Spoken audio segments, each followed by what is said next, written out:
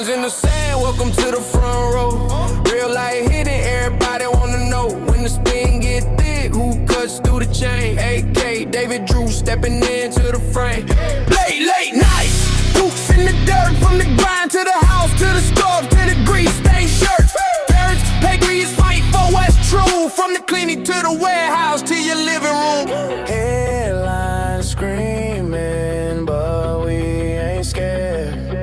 Faith in our bones, yeah, we can't prepare. Culture war is unchained.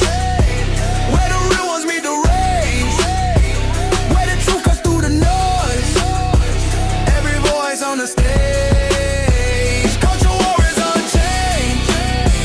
From the heartland to your brain. If you're tired of the script, we're here to break the chain. Welcome to Culture Warriors Unchained.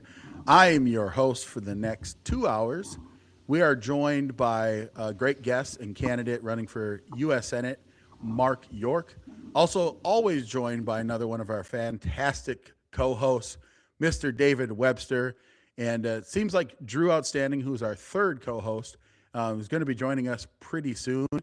But first and foremost, I hope all of you had a great and joyous Easter, celebrating the death and resurrection of our Lord and Savior, Jesus Christ. I'm not being facetious. I am a Christian. I do believe it's one of the greatest gifts that has ever been given to humankind. So I hope you and your family are able to celebrate that. If you don't know what that means and you want to learn more about what it means about the sacrifice and this eternal gift given to us by Jesus Christ, send me a DM, send a DM to David Webster. I'm sure he would love to chat with you more about it. But for this week, we've had some interesting news that has happened.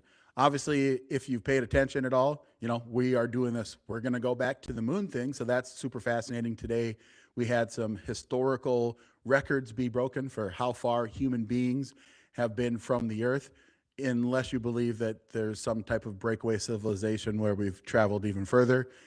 Also, we had a very daring and harrowing rescue attempt that took place in Iran to rescue 2 of our American armed forces. I believe it was the Air Force, and so we'll kind of talk about that. Also, does it seem like there are some folks on the right that are so deranged, and on the right, you almost got to add with air quotations, because they're saying that President Donald J. Trump is a mad king, that he's lost his mind. So we're going to have a conversation about what that looks like. And then also, we do want to actually talk about this kind of double standard that exists within our culture in regards to what is okay from the left in regards to mainstream culture, comedians making fun of people. And I'm talking about the Erica Kirk Drewski and some pushback that's been coming back in regards to, like, okay, let's get a white comedian to maybe do some blackface and imitate a black liberal. So we'll dive into that and so much more. But before we get started, make sure that you guys hit that like button. Make sure that you also hit the share button, because we are on episode 21. And with episode 21, it means that we're still growing. We want to be able to get this podcast into the eyes and ears of everyone across America. So make sure that you share this. Without further ado, I want to introduce our guest, Mark York. Tell me, and tell the rest of the crowd and audience, who are you and what do you do?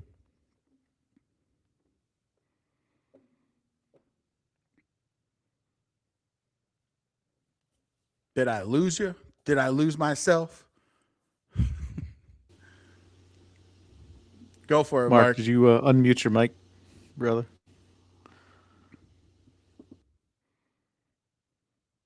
You're high and chill. I'm going to actually kick it over to you, David. Seems like Mark's having a little bit of technical difficulties, but I'll kick it over to you, brother. Who are you in this podcast, and why should people watch this show?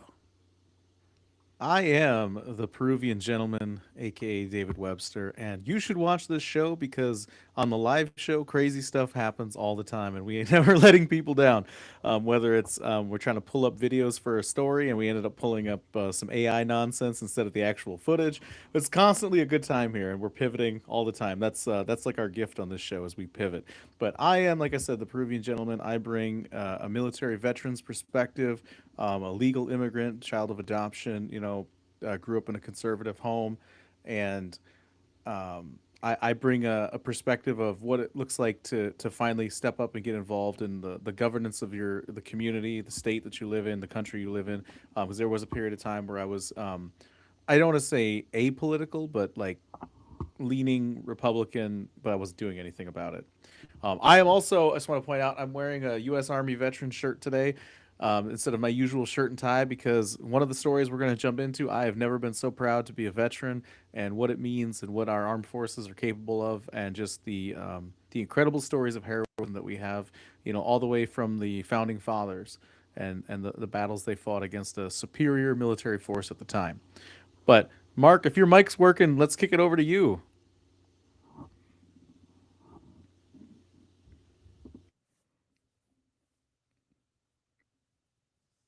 One of the great things about doing our podcast, and I would even say about our guest, is he is deep in rural farm country, and so sometimes maybe the internet connection is not going so great.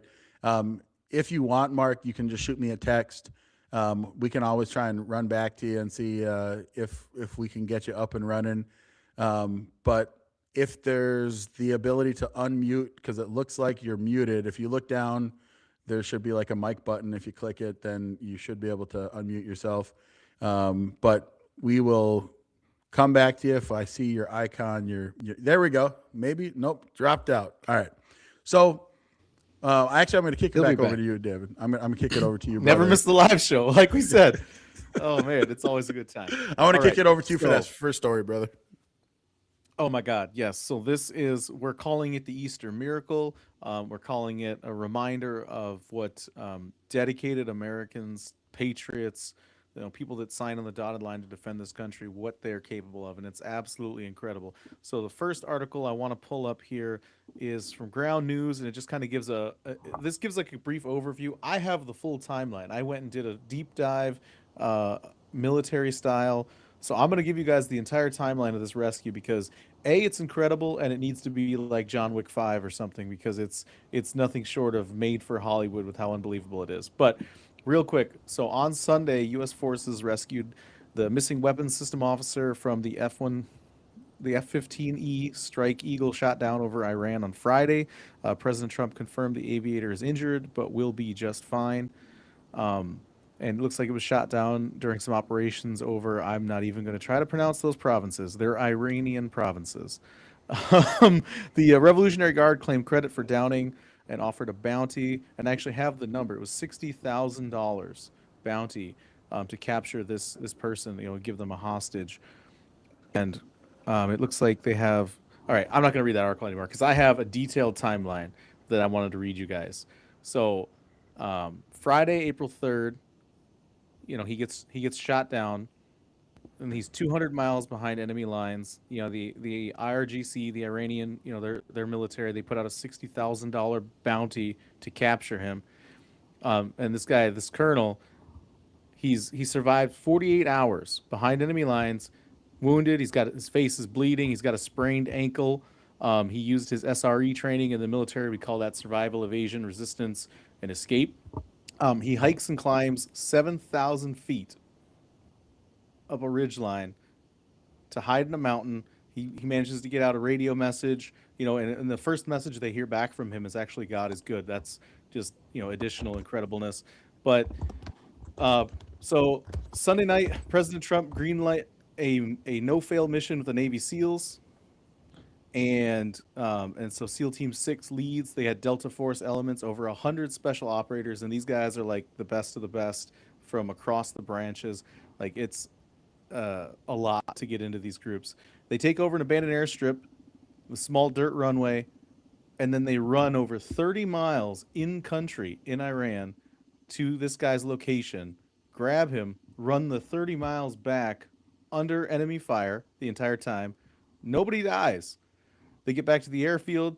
They can't get their plane off the ground because they're in a firefight at the airfield. So then some more guys show up. They blow up a couple of planes, and they manage to exfil, as that's what we say in the military. You manage to get out of the situation with everybody, and like that's incredible. Like we were there, and we've established total air dominance within 200 miles of hostile territory in Iran, just off of what we were able to accomplish with that mission. Yeah, I think what's fascinating to me, right, reading kind of this account, one, the fact that President Trump was so decisive to say like, "Hey, man, like we are going to go in today." If you watch the presser that President Trump did, basically explain that you know it wasn't like it was a guaranteed slam dunk, right? I mean, when you send in 100+ guys and gals or whatever to go and grab this, our two down pilots, you never know that you might actually be in a situation where you lose significantly more human life, and so that's why some other presidents might have been a little bit more hesitant and maybe try to open up more diplomatic chains. But President Trump and Secretary Hegseth have been very clear, like we're not going to leave any man or woman behind, especially if something happens during an operational mission. And so I think that's one, like we're back as a country when it comes to flexing our dominance. And then two, like, I mean, there were some pretty harrowing things that happened.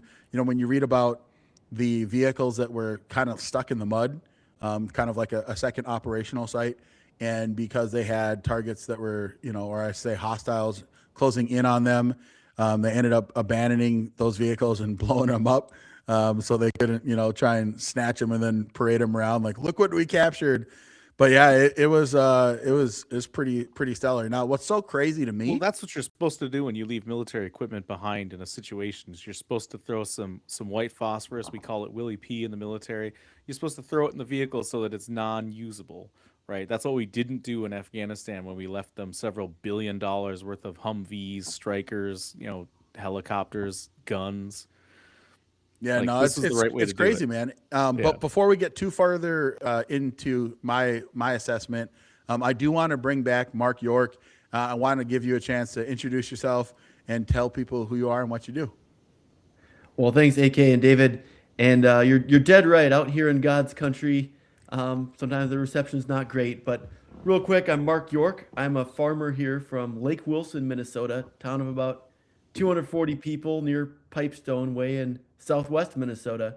I'm a seventh generation farmer. I myself farm part-time, corn, soybeans, oats, and hogs. I have a background, worked at Cargill for a while, went out east for a PhD in computer science at Harvard, which has a bad rap in some circles, but I assure you there's an insurgent conservative movement there. And I spent the last year as a senior advisor at the White House. I was a White House fellow, and I spent part of my time at the Pentagon with the Office of Strategic Capital investing in new tech, and part of my time in the White House proper under President Trump, where I wrote our critical mineral strategy. So lots to mine into there, but relevant to this story, I got to know General Kane, who is, of course, chairman of the Joint Chiefs, through the program before he was actually named chairman.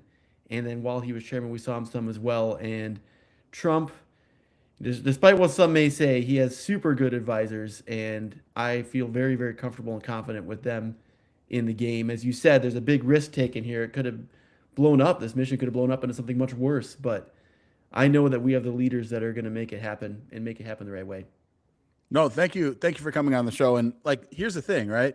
I think it's always important to be able to have these type of candid conversations. That's why, I've kind of throw a line out there to anyone that's running for office. Like, this is a great place because it's, there wasn't a bunch of prepared questions and answers.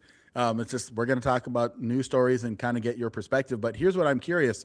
Your relationship with General Raising Kane, did you see him as a very competent man that had a reverence for this nation, or did you see him as just a Trump loyalist? I'm just kind of curious from your perspective.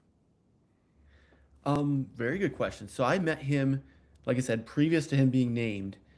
He came and chatted with some of us. And people probably know the story, but he was in the Air Force as a pilot on September 11th, and there were, we didn't know what attacks were going to happen midday. There weren't the anti-aircraft weapons needed in DC, and so they needed, essentially, their defense for the White House was they were going to have pilots fly their F-16s around the city, and if a hostile jet were coming in toward the White House or Capitol or another target, then Raising Cane and the other pilots would have to dive into, essentially kamikaze into that incoming plane to save our sacred, you know, locations. And to think that that was where he came from. He worked his way up to one-star general. Ended up, I can't remember whether he retired or how he separated. He ended up going into tech, and he had a very successful tech and investing career, and he understands industry as well. And he just seemed to me like this leader of all leaders. What a model, very ethical guy. His phrase was "Stay frosty," in very very in the shit, as they say as a fighter pilot. Just keep your cool. And then a few days later, he was named. After we met him, a few days later, he was named as the chairman of the Joint Chiefs. So I don't see him as a super hyper partisan guy at all. Obviously, he's conservative, but an American and a servant leader for first and foremost. Yeah, and see, like this is the thing, right? I think sometimes there's this disconnect, whether it's someone that has never had the opportunity to interact with people, kind of in this level of government. They seem to think that when they watch, especially legacy media watchers, they seem to believe this narrative that's set that all the people around President Trump are nothing but loyalists that wouldn't actually have the country's best interests at heart. And it's easy to like paint this broad brush and say, well, that, I don't know that person. So whenever you have an opportunity to talk with someone who's actually interacted with these people, it does bring a different layer where it's like, well, I'm not just talking about someone that we see on TV. Like, this is a living, breathing human being that I've interacted with. And I often find myself, if I'm in conversations or arguments or debates with people from the left that have just never had the opportunity to meet these people in person or know anyone that has met them in person, they create these weird caricatures of who they actually are. I wanted to kick it back over to you too for a second, David. You said that you're wearing your shirt. You're proud of our military. Obviously, you're always proud of our armed forces. But for you, when you read about a story like this, knowing that you've been deployed into combat theater, can you just imagine, like in your mind, like the desire you would have if one of your missions was go grab our dudes, like what that kind of like analog to you? Have you ever experienced anything that's even somewhat similar? But can you imagine or describe, I should say, what that would be like going on a mission where it's like, yeah, like it could be real hairy for you and your fellows, but you're gonna go and do everything you can to get your guy back. Well, I mean, when I was overseas, it was death by boredom to a certain degree, but there were always things that would happen, right? I remember one of the first operations I went out on when I was selected to be in our CO, our commanding officer's TAC unit, which was like his personal like group that would go out while he was doing meetings with like the local police chief or the local village leaders and stuff, the villages around our operating base. I remember we were at the police station, and it should be friendlies, right? In Iraq, it should be Iraqi forces that are friendly to us. And I remember there were guys in my squad in the TAC that were like, they take their helmets off, they're setting their rifle over by the wall, right, and they're relaxed. And our CO saw that, and he was not having it. Like when we got back to base, he had everybody from the higher NCOs all the way down to the private in the driver's seat, right? We were all in full gear, just in push-up position, right? Getting corrected for that, where it's like, and he told us like that intelligence wise, like even like 2 weeks prior to that mission in another part of Iraq, some guys had stolen, Iraqi police uniforms and ambushed some American GIs and and injured a bunch of them and taken a few out. And he's like, you don't get to get complacent.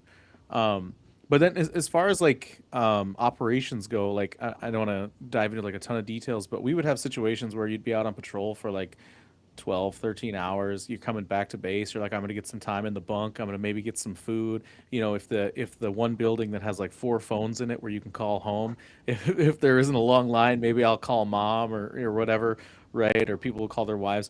And you'd be coming back in, and another platoon might be out doing another patrol somewhere, and they might get hit. There might be an ambush, there might be an IED on the road, and you have to go out and help them exfil the situation and get back to base. So I wouldn't say I've experienced things like at this level, but there are those situations where you have to go out and be in support of another another unit that's operating in your area and doing something. I will say this: I was in better shape than I am now when I was in the army, and I still don't think I would have ran. I think it was 36 or 37 miles in full gear, because I mean that's like almost, depending on your loadout, that could be 200 pounds of gear, and they're carrying an injured guy, and you're having to shoot because they're getting engaged from all sides, right? Because it's $60,000. Like people want that money, and it's like, is it per GI? Like they never specify that part of it. The other thing I wanted to highlight real quick though is that this was a no fail mission, and what that means, like for the operator guys that are operating at like these tiers way above like anything I was doing, um, is if they fail the mission, they don't come home. Like that's essentially what that means. Like you're being like you've accepted that you're going to get sent on jobs where failure means, there's going to be a white cross, right, in the national cemetery for you. Like that's the only the out is either you succeed or you're coming home in a box if they can recover your body.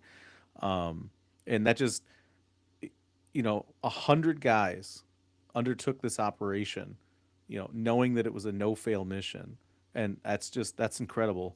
You see a lot of people really ungrateful nowadays. I think that's one of the biggest issues we have in this country is, people don't operate from a place of gratitude, right? Everybody feels entitled. Everybody wants to steal the money, wants to commit the fraud, wants to do all this stuff, and um, you have guys who are like, not only did I sign my name on the dotted line, but I went the next level and said, you can send me into places that I might not come back from, and that's just incredible. And the fact that they succeeded, that's what this country is, and we need to, and hopefully this will be a reminder of what we can be. That's how I look at it. Yeah, and I think the other thing that is always something that I point out, just because you never know when someone will be watching or listening back to this podcast that's a normie. Like in general, maybe they find themselves as like, yeah, I support President Trump, or I don't think he's like that terrible or awful as a person. But maybe they're still just like, they watch all the mainstream news, or even if they don't even watch the mainstream news, but they just don't really pay attention. The way that the legacy media reported breathlessly, it was almost like between them and the Democrats, they were praying that this operation failed, that they wanted to be able to be like, see, told you, look how incompetent Donald Trump is. And that to me was the way that they were like really putting it out there. And today during the press conference, President Trump, he said that someone leaked. So there was two service members that went down right in that crash. And when they ejected, they kind of drifted apart. So when we got the first pilot and we snatched them up, it was supposed to be kind of like, let's not say anything because we don't want to give away any type of details that could help them narrow down, because they're going to be like, oh yeah, we saw these U.S. vehicles and they already got one guy, so maybe they can kind of trace their way backwards.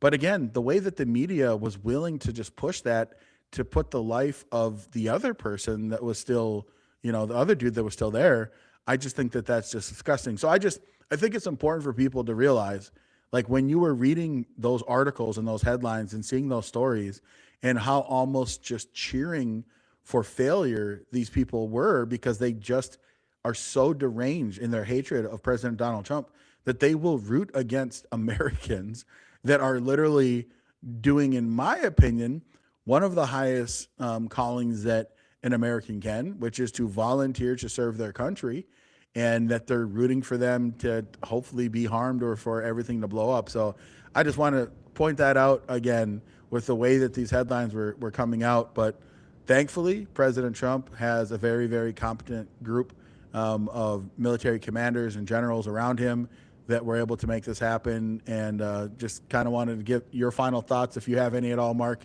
on this story as we move on to our next story, talking about the moon. Well, I do want to talk about the moon, but I just wanted to say I think it's appropriate in some sense that this happened on Easter. And like David said, there's 100 people signed up and said, yep, I'll risk dying and worse to go save my countrymen. And just reminds me of Jesus said, there's no greater love than this, than to lay down your life for a friend. And there's something truly selfless, right? Like out here in the sticks, when we talk about the military, people call it the service. You're serving. And what you say about some people not liking President Trump or rooting against America is true. I mean, on the East Coast, some liberal people, I'll ask them, do you believe the world is a better place because America exists? And there are a lot of people who say no. Yeah. And so I think we're very lucky to have President Trump standing up for what America stands for in this great experiment that continues to go on. But let's talk about the moon. Yeah. So again, I if had one you've quick been- thing I just wanted to Yeah, say. brother, go for it. The only thing I was going to say is whether you're pro this conflict in Iran or you're anti-interventionalism, the one thing that we need to get back to being about in this country is being behind the soldiers that fight our wars, right? Like when I was in, there were people that were down with the Iraq war, like let's do this job, and then there were people that didn't want us to be there, but that I remember that being a time where it didn't matter both political sides, right? You had the red, white, and blue streamers everywhere, right? You'd have these big welcome home parties when like a unit was coming back from deployment. The MWR would be full of volunteers at the airport waiting to hand out like cold sodas and sandwiches. You're coming back to this country, and it's just that's how I look at it. Because I know you and I, AK, we've gone back and forth on the whole Iran conflict and whether it's good for us or bad for us. But the one thing I will say is, regardless of where you land on this issue, like we need to be behind the men and women that are fighting for us. No, 100%. And I think, But let's talk about the moon. yeah, no, that's ultimately where I think most sane, rational people find themselves. They're not going to root against the forces that are actually helping to defend and protect this nation, whether we're talking about police and law enforcement, firefighters, paramedics, and all of the members of the armed forces that fight and do so many other things. Because like I love having this conversation too with people, especially those back during like the really hardcore anti-war days of basically the global war on terrorism. They would do these basically zero recruitment days. Their entire objective was to stop recruitment to all armed forces.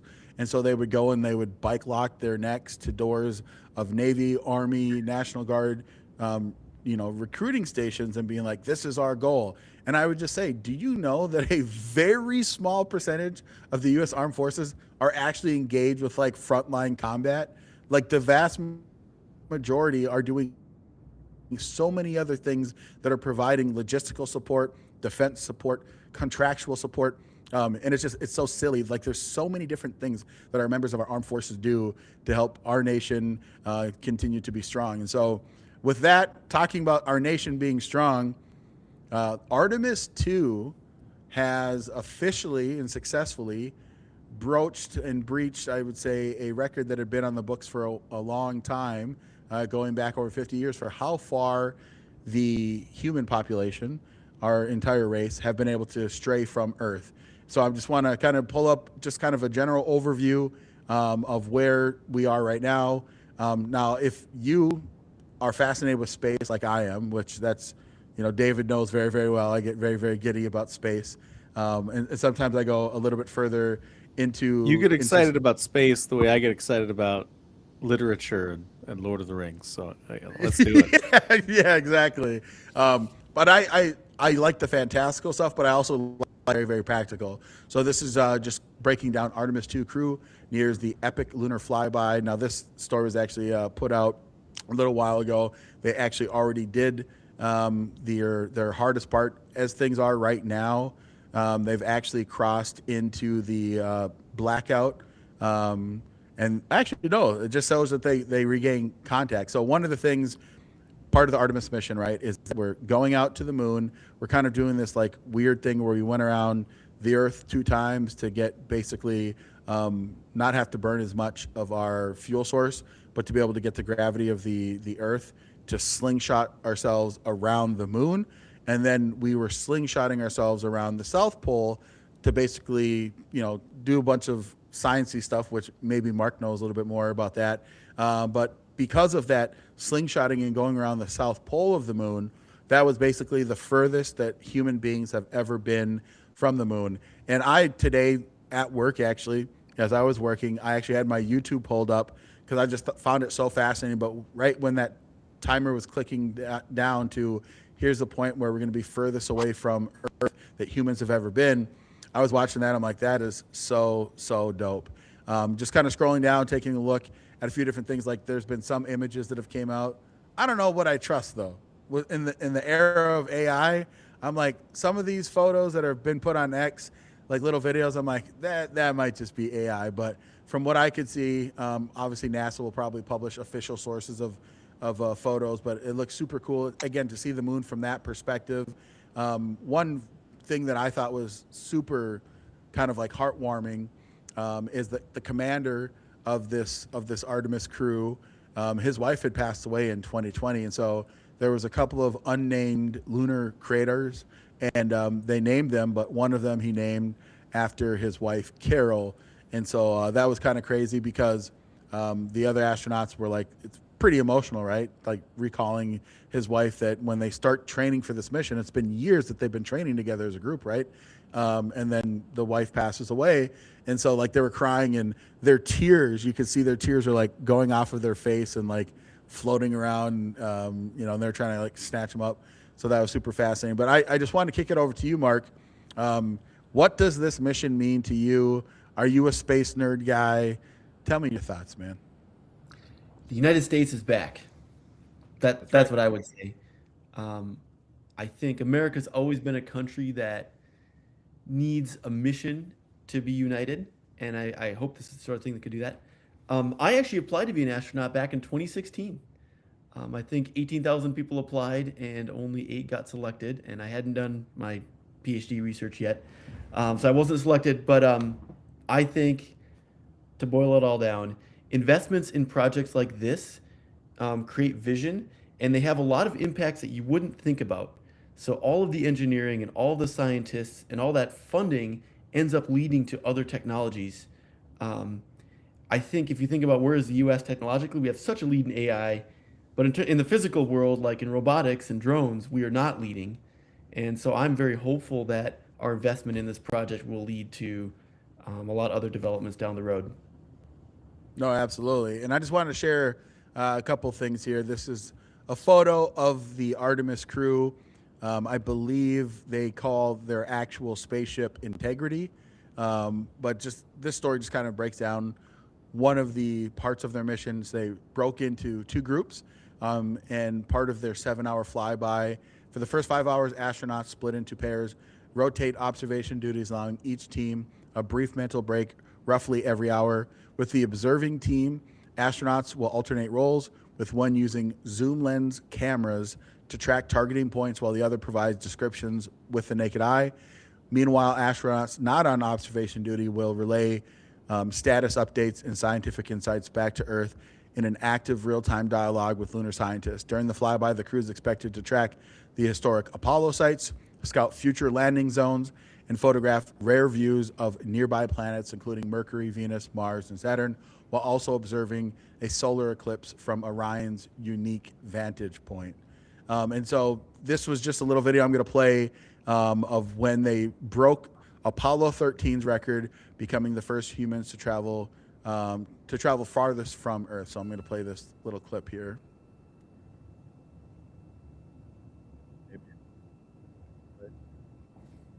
Gotta love the live show. And sometimes I'm telling you, man, these. A very special moment just now in mission control ahead of the crew's flight to Kennedy Space Center, and during one of their last simulations here, they visited the mission control team in Artemis Mission Control in Houston and brought us each a patch. Everyone in the flight control room has had these on their signifiers at their console. Just want to read this last part here. New milestone for you know what? Maybe this is it. Integrity crew. On April 15th, 1970, during the Apollo 13 mission, 3 explorers set the record for the farthest distance humans have ever traveled from our home planet. At that time, over 55 years ago, Lovell, Swigert, and Hayes flew 248,655 statute miles away from Earth. Today, for all humanity, you're pushing beyond that frontier. Integrity, over to you. Pretty dope, right? So yeah, man, I mean, the reason I like this stuff is like some people have asked like, so why do you care? Why does this matter? there's so many things going on here, in the United States and on Earth. Like, why do we even care about this stuff?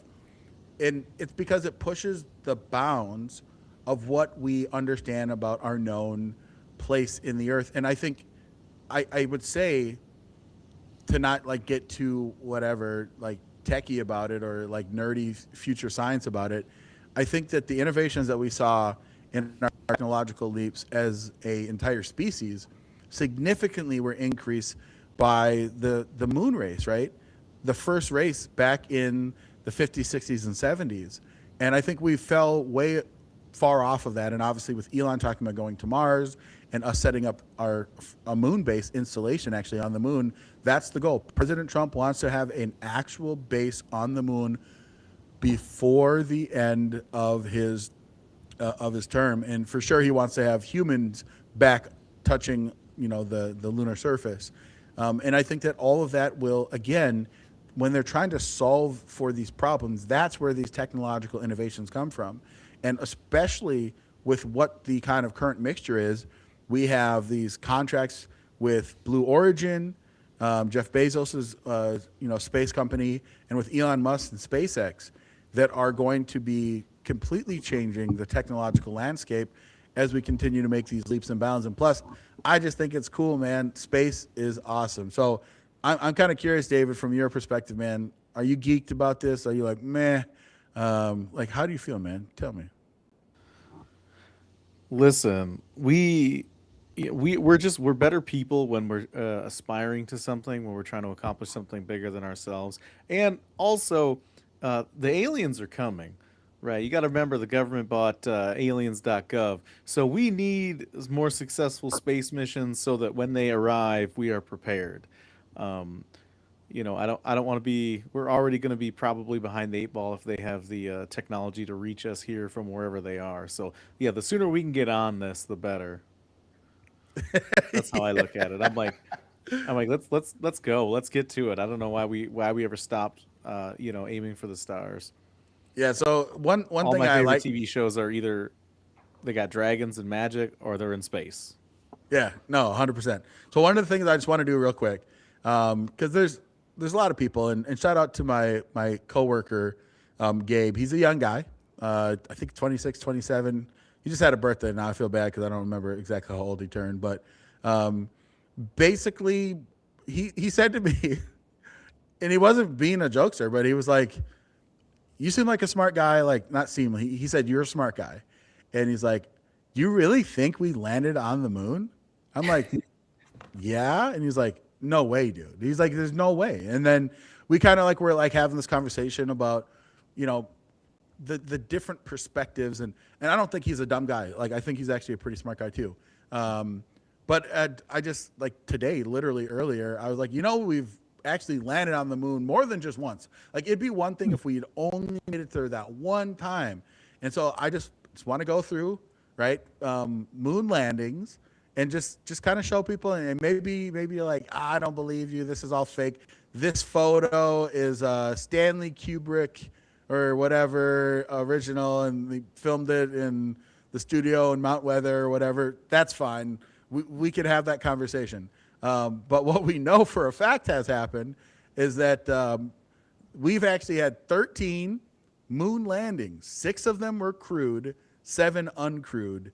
And so that's a lot. And as of March of 2025, there's been a total of 27, 6 crewed again, 21 uncrewed, partial successful moon landings, and 5 countries to do it. So yes, America, we are number 1.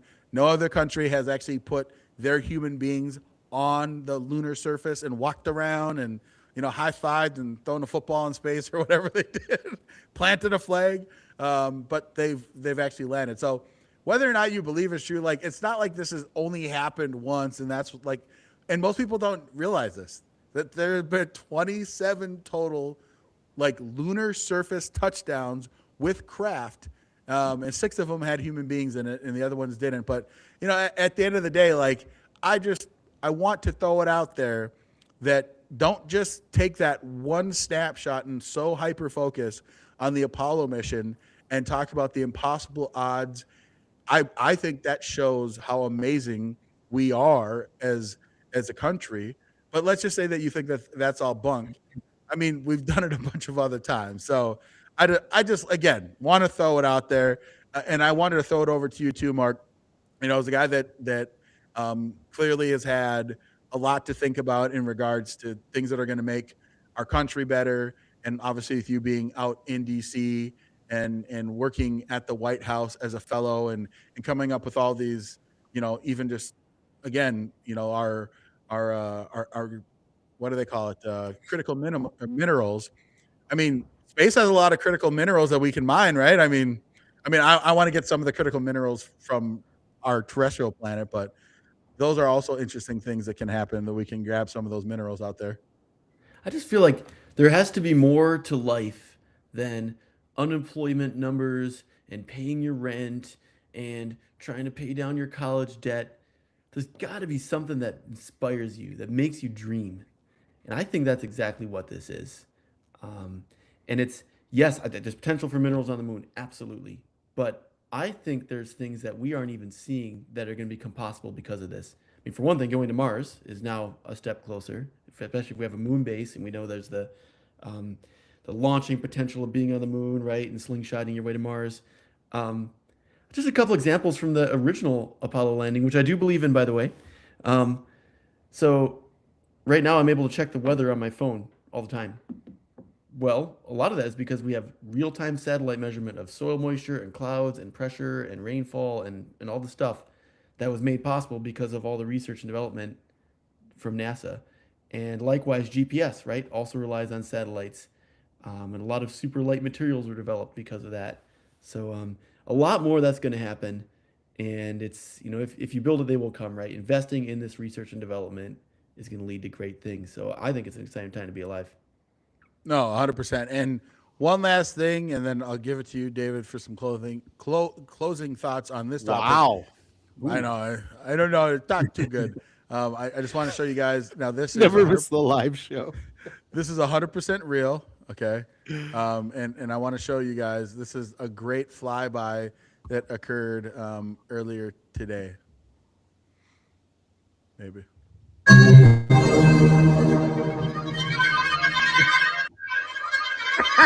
Yeah. You know about that. You know about that. No, man. Puerto Rican. How much time did you spend online making? Oh no, that's somebody. No, that's not me. That I wish I could take it, but that's a Puerto Rican. He has some of the most fire memes that exist out there. But what they did is he actually took the video that's been going around, which again, I don't know if it's real.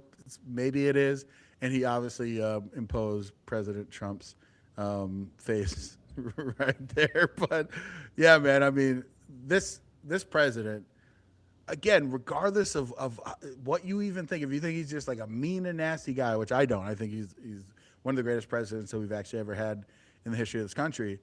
Like the things that he's doing in regards to revamping our space exploration and making it that like America can achieve the impossible and the things that other countries struggle to be able to do. Like, I just think that you can't deny that, even if you think he's a mean and nasty guy or whatever, right? You just really can't deny it. But any closing thoughts, David or Mark, before we jump on to the next topic? Well, I mean, we've all had that one boss that was like a massive jerk, but we got so much done because we didn't want to get yelled at. So I don't think the Trump is a jerk argument really holds much weight with me. I will say this. I absolutely believe in the lunar landing and that it happened. I mean, you already sold me when you said they went and played football on the moon. I mean, that is every American man where we're like, listen, how far do we have to go to get away with just throwing the pigskin for a little while without getting yelled at by the wife? Like, what do we got to do? Where do we got to, the moon? Let's get it done. But chat, before we move on to the next topic, throw it, do you guys believe in the lunar landing? You think it happened? Don't you? What do you think about the Easter miracle, the rescue of the pilot? Let's get the chat going. We'll read your questions. We'll read your comments as the show goes on. And also just throw, before you go, Mark, here, just real quick, Kathleen says, great show today, guys. My goodness. As Words, per usual. AK. I Words. know, man. Words. So thank you, Kathleen. But yes, drop your comments, even your questions. We'll probably read them because, until we get a lot more people watching the show, we want to show you love. But yeah, go ahead, Mark. Oh, another question for the chat. How far do you think you could throw a football? No atmosphere, 1/6 of Earth's gravity. What do you think? 200-yard pass? Oh, easy, dude. Easy. I'll catch that bullet. Easy. I could probably kick a football off the moon into orbital. Just kick it right off the Someday, moon. before in our Satellite lifetime, we movie. could be watching a Super Bowl game on the moon. That would be cool, dude. That would be cool. Right. I will say, when you watch, we watching the video from Artemis from the crew, like it seems like it's hard to be like 0 Gs, like weightless. It's like everything's floating around. Like there's this little funny clip right when they hit kind of that milestone, and it might have been right after, either right before, or right after. They touched something and literally a jar of Nutella came floating out from like the little hold area, and it just floated to the back. And then one of the astronaut dudes kicked it with his foot, and then it kind of like floated. And then someone must have been like, "Oh, you got to grab that because it's like you can't have it flying around." But it's like perfect like product placement, which I know the conspiracy people are like, "Oh yeah, sure, it was an accident." And I'm like, sometimes weird things happen, but I just wanted to again close on this topic, but let's go on a little bit what I alluded to. If you think that Donald Trump is a mean and nasty guy, there's going to be certain things that he does and says that you're going to be like, what is going on with Donald Trump? And yesterday on this great Easter, celebrating the death and resurrection of our Lord Jesus Christ, President Trump had some very strong words that he wanted to share. Tuesday will be Power Plant Day and Bridge Day, all wrapped up in one in Iran. There will be nothing like it. Open the effing straight, you crazy bastards, or you'll be living in hell. Just watch. Praise be to Allah, President Donald J. Trump. He shot that banger out at 8:03 in the morning. And this has had, again, certain people that already dislike Trump saying that, 25th Amendment. So, of course, like all of these awful Democrat senators that have just, had nothing but contempt for President Trump from day one. They're like, he's losing his mind. Then, of course, the people that have been, I would say, critical mostly around what they perceive as President Trump being, I guess, a puppet of Israel, have been like, oh yeah, like he's completely, his brain's gone. He's the mad king, right? And so I personally, when I read this, I laughed because I'm like, Trump is pissed, one. But the whole praise be to Allah was 100% making fun of them. It wasn't an actual declaration of him praising Allah. It's him making fun of them because this is what President Trump does. But I wanted to just kind of show again from, those that will take the opportunity to rip however they can. One that I think lately has been on quite a tear. None other than Miss Candace Owens had to say this, which, if you've been paying attention to her lately, this is kind of par for the course. She literally just says, this is a satanic administration.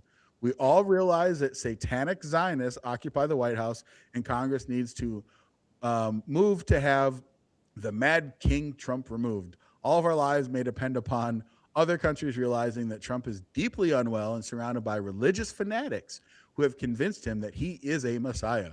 We are in uncharted territory. Leaders worldwide need to act accordingly. That to me is insane. But if you've been paying attention to Candace Owens, yeah, man, I mean, she kind of lost the plot a long time ago. So with that, I'll kick it. Anyone, Mark, if you got some comments that you want to say about Trump's Truth Social post or anything beyond that, or feel free to jump in. Or I'm kind of curious what your perspective is too, there, David. Well, I would say first off, I've read a fair bit about international relations. One of my supporters is actually Graham Allison, the U.S.-China expert at Harvard. Unfortunately, international relations is a lot like a game of chicken.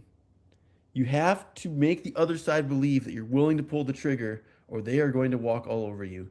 And it's kind of an uncomfortable truth, but it's one that Trump is keenly aware of.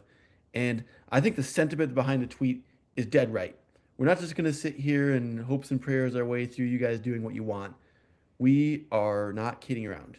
And so you got 2 days, do with that what you will. The part I might have line item vetoed, had for some reason I had that power, would have been the praise be to Allah. Did it make me laugh? Yes. But I think there's a lot of nations who are very Islamic who we want to like us and work with us. And I don't think that's helpful. But hey, he's President Trump. He's going to do what he wants.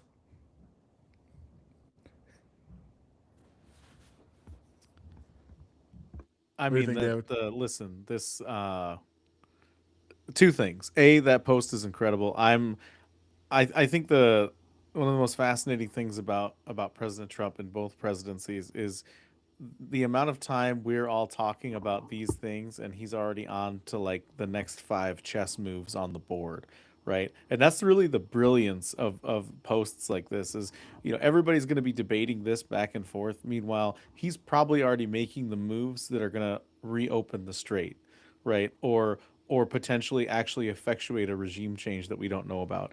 And I'm hoping that that's the case. And so far, if you look at like what happened with Maduro in Venezuela, like that kind of seems to be the thing, is we're all focusing on he said something mean, and he's kind of leaned into that lately. Um, Meanwhile, he's actually getting stuff done that's good for us in the long run. Maybe not an immediate benefit. Um, and then as for the Candace Owens thing, listen, like there was a time I like when she was a part of Daily Wire. Like I have my own issues with some of the stuff going on with Daily Wire, but I will say there was a time when I would listen to what she had to say. I think, her investigation into like the Black Lives Matter movement back when she did that documentary was some incredible work. Um, but I think she's done a lot to fracture the Republican Party, the conservative movement, and get us kind of all pointing fingers at each other instead of working together to accomplish things, and that's not productive for anybody. And at this point, it just seems like she's clickbait farming, like it's like, she knows that the stats on streaming services is, you have this large female audience that just watches all the murder mystery documentaries, and so I'm going to make my show into a murder mystery documentary that never gets solved, so there's always an episode. And she's, yeah, the more, like, especially right after Charlie Kirk's assassination, like for a hot minute there it looked like she might actually be somebody who cared, and then just the longer it went on, you're like, oh no, this is just monetization. This is grifting. That's all this is. And so I haven't really. It's been a long time since I've heard her say anything that I consider relevant. And even in one of the stories that we're going to talk about, if there's time, she even weighed in on the comedy sketch thing, and even that just it's gross the way she approaches that whole situation. So I mean, yeah, and most of the things she says I don't really give a lot of weight to, and it's been that way for a while. And one of the things that I think is so eye opening in this, whatever you can call it, de-evolution of Candace Owens. I don't know. I got to be super honest with you. I never was a Candace Owens fan. I never thought she was sincere. I watched some videos back when she like first came onto the scene, which were followed like previously before that, like she was like a left-wing person. And that's not obviously like a too big of a red flag, because people literally do change their perspectives on a lot of things. But it just seemed so disingenuous. Like I never believed it. And the way that she had so many people just like hanging on her every word. And like the first big one for me, if I go back and I think about, okay, she did all of this pretty good work, I would say, trying to like break down Black Lives Matter. But she would just always add this additional sensational guarantee of a thing that I'm like, you don't have any evidence for that. Like you're just saying, here's all the little pieces I've added together, and then there's this thing. And I'm like, whoa, that's not at all what I see the pieces pointing. So there was like some of that. But the first big one for me was like, if you remember Kamala Harris, right? She was like, I'm the first black whatever, but everyone knows that she also has been very proud of her Indian heritage. And Candace Owens broke down this video saying that Kamala Harris was 0% black and that she was like all Indian, and she was like and mostly white.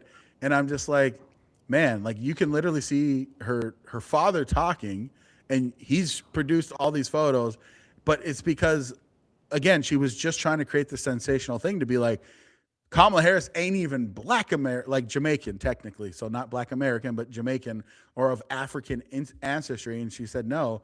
And I was like, yeah, I literally spent a bunch of time digging through ancestry records and trees and finding different people. And I'm like, that's just not true. Like I found black people. Yeah, she actually was between Indian and black. Like it was a pretty close mixture, but she was slightly more Indian than black.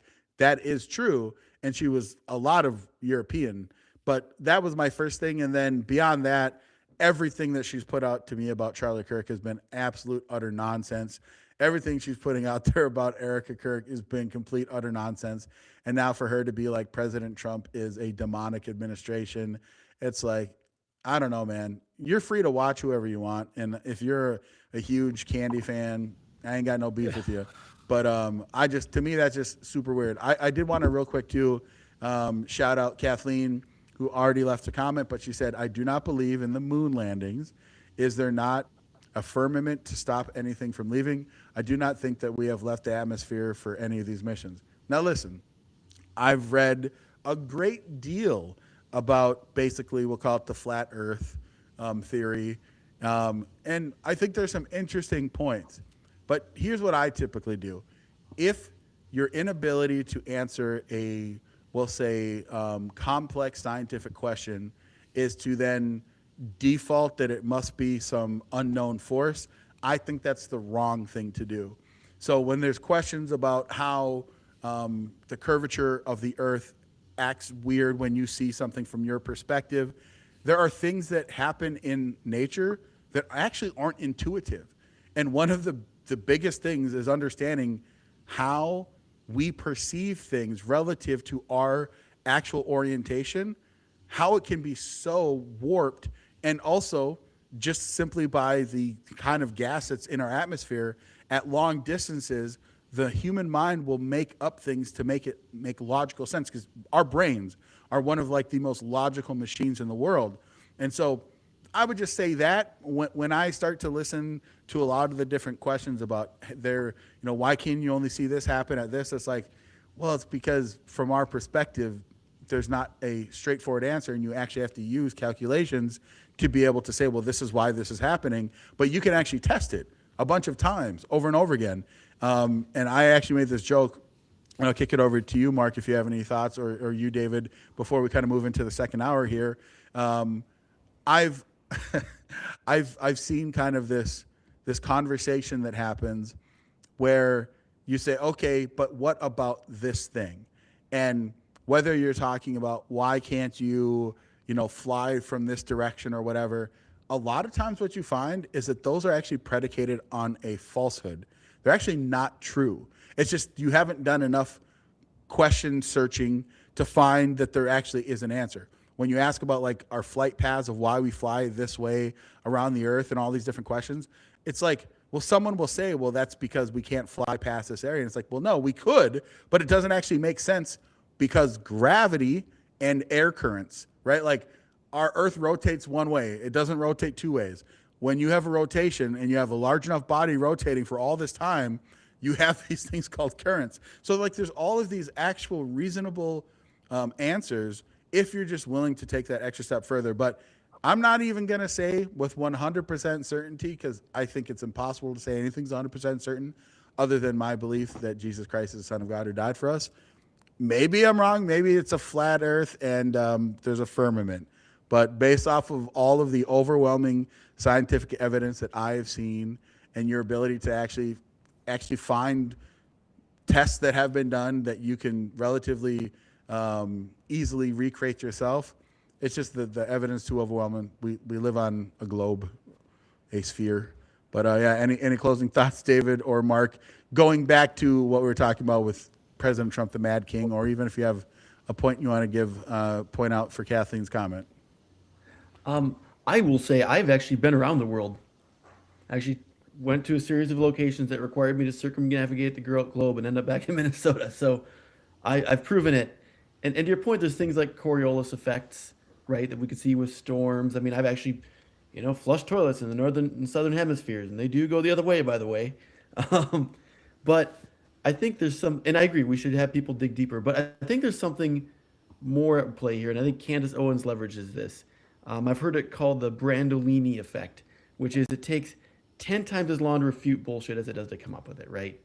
And I think we can't, like, yes, be curious, yes, dig, yes, find out more information, but don't be overly credulous at random assertions, especially from someone who has a track record of saying things that turn out to not be true.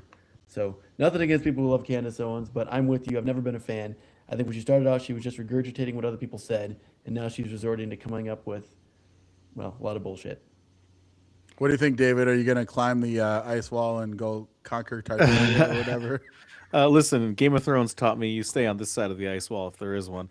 I think, just from let's look at this from a religious perspective as well. Like, what makes more sense, that an all-powerful being that created the entire universe put us in a shoebox that we can't get out of, and we've got like this barrier that keeps us in this little, like he just made a box, or that he created an ever-expanding universe because he has power over everything? Like, one sounds like a very limited being with limited capacity to make something versus somebody who has the power over life and death. That's just, me looking at both faith and logic and kind of putting them together. And then as for the Candace Owens thing, the way I look at it from the outside looking in, and not really, like, it looked like, seems like one of those people that she was coming around the conservative movement because of her relationship with Charlie Kirk. And I think Jeremy from the Quarterings covered this a little bit, and I kind of agree with his assessment, where it looks like she was in love with Charlie, and he picked Erica, and she never got over that. She ended up marrying this other guy, right? And now she's just lashing out at all of this, in all of this, and there's probably some mental health stuff going on in there where she's trying to make herself like the center hero of this story. Like, I'm going to get to the bottom of this.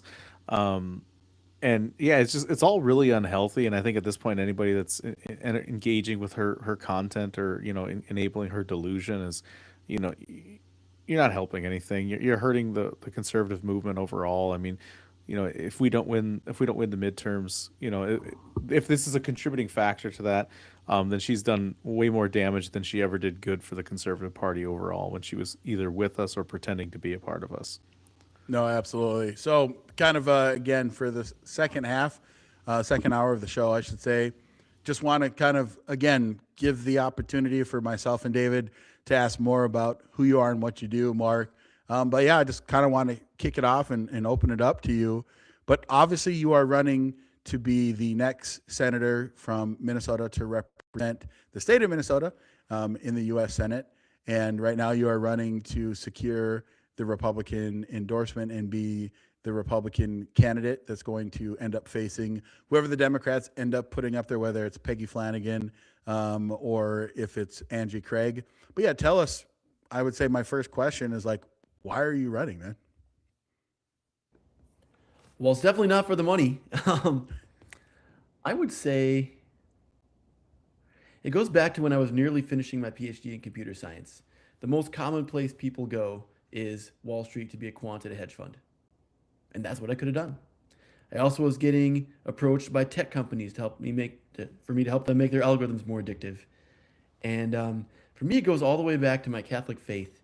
My grandfather always called out the point early in the Mass where we say, "Forgive me, my brothers and sisters, for I have sinned in what I have done and in what I have failed to do."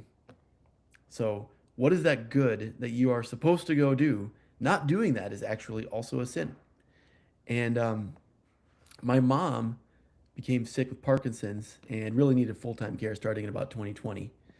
And that's kind of when I realized, okay, well, if I want to farm with my family and do this, it's going to have to happen, pretty soon. So I came back here, rented land, I bought pigs. And that's where I kind of started to see the downward slope that Minnesota is on. It's It's a pretty aggressive slope. My own sister has to wait to have a kid because daycare is so expensive. She can't afford to have multiple kids in daycare at the same time. We're number 41 in new business creation. My friends who want to launch startups who are from Minnesota, they're going everywhere else but Minnesota to launch them. I saw through my work at the White House with critical minerals, we have 3 mines in northern Minnesota that have been waiting for decades to get open. It's been since 1989 that we haven't opened a mine. And those mines, by the way, those 3 mines would produce cobalt, copper, and nickel. That's exactly what we need to build electric batteries, drones, electric cars, all the industries of the future. And so I just see we in Minnesota built all these industries and all these things that power the 20th century. And here we are in the 21st, and we're too worried about what bathroom people should use and tampons in boys' bathrooms to actually seize the moment and be the people we should be. And so for me, I thought this was a really inspiring chance to do that. I didn't see anyone in the race on our side who I thought was carrying that message and who I thought was really a juggernaut who would beat the left. By the way, how afraid is the left of us? Are they really worried that we're going to come and flip the seat red? I don't think so. Tina Smith endorsed Peggy Fraudigan Flanagan, right? The far left who, in her own polls say that she has a worse chance of beating the Republicans than Angie Craig does. So I guess I want to be that voice. I want to carry that message. We have not had a farmer serve as a senator from Minnesota in over 50 years. And so I guess to kind of wrap up, I want to serve our community. I want to turn around this downward slide that Minnesota is on. We are not nearly as liberal as people think that we are. I'm sure you guys have looked at the voter data. And so far, I haven't seen anyone else who can carry that message better than me. So that's why I'm here. I appreciate that, man. I mean, David, I'll kick it over to you if you have any questions. Otherwise, I got a ton because I find it fascinating from someone that has such a I would say very, very broad background. Like you talk about computers, being a computer scientist. I don't know if that's technically, if you would consider yourself a computer scientist. I know that you went to Harvard to get a degree in computer science, but and then you're a farmer. So like, I find that super fascinating. But yeah, David, if you got a question, I'll kick it. And we can just go back and forth, man. And if you don't got a question, just throw it in the chat for me. Nice. Yeah, no, here's the thing.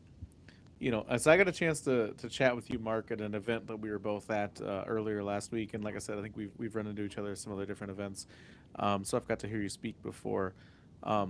And I said a couple of questions, or kind of one really, because I think the biggest thing in Minnesota that's a deciding factor is those voters in the middle, right? You've got your left of center, you got your right of center, you got your libertarians that, sometimes swing in our direction, sometimes try to run their own person, and unfortunately, it usually doesn't work out for them.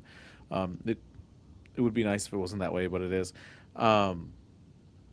What are some of the things or some of the messages that you're hoping will reach kind of the people in the middle to encourage them to vote in your direction? Because you don't come across as like a super I don't picture you with like a nuclear bunker in your backyard and 20,000 rounds of ammo and 10 years worth of MREs. So you seem like somebody who would appeal to your average Minnesotan, right? Your average farmer, your average, small town, suburban. So I guess kind of what are some of the messaging that you're using to kind of communicate with that middle America that may or may not has come across this podcast and hear what you have to say? I'm really focused on economic issues. If you look at my platform, because I think that's where we on the right are strong. I'm pro-life, I'm pro-gun, right? I'm definitely conservative, but I think showing up in Burnsville and saying, protect your Second Amendment rights isn't how you win over the suburban moms. My platform is 3 things. Number 1, we're going to use AI to prevent fraud before it happens. And yes, I'm a computer scientist. I still do some research on the side. It's a little harder right now. But we're going to prevent the fraud before it happens because only 1 or 2% of fraud is ever actually recovered after it leaves the door. And that's going to make sure more money is going to these social programs where it was originally allocated and intended anyway. Number 2, it's this affordability issue. The left seems to think that, things have become unaffordable. Never mind that it's because we put all kinds of red tape and restrictions on it that made it unaffordable. The solution is more government so that we can subsidize childcare and subsidize housing and subsidize everything else. My message is not at all. If we can relax the restrictions on in-home childcare providers, if we can relax the restrictions that raise the cost of building a house by 25%, by the way, that's how much legislation and compliance adds to the cost of a new home. If we can do the same thing for elder care facilities, like the regulations that shut down the old folks home in Slayton, Minnesota, right down the road from where I live, life can be more affordable. So that's number 2, cut the red tape that makes life expensive. And third and finally, build, baby, build. That's my campaign slogan, and I'm sticking to it. Why are we number 41 in new business creation? Why haven't we got these mines open? Why is it that businesses are leaving the state? We can create a lot more economic opportunity and jobs, again, through a series of things that make it easier to build. And a lot of it is deregulation. Part of it is training the workforce. I have a whole program. But those are the 3 things. I'm speaking to economics. Minnesota used to be the land of opportunity, and it's about making Minnesota the land of opportunity again. Excellent, man. Yeah, I'll leave it at that. Go ahead. You got a lot of questions. Yeah, no. So I think to kind of take a step back, before you ended up going to Harvard, right? You're growing up. You, I imagine, are the son of farmers.